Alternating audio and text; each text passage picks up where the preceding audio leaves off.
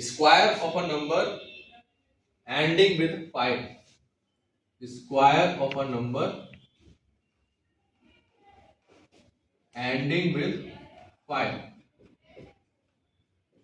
The trick is here is 25. Square of 25. 2, the first digit is 2 and the next digit is 3. So 2 multiplied by 3, that is 6. And square of 5 is 25. So answer is 625.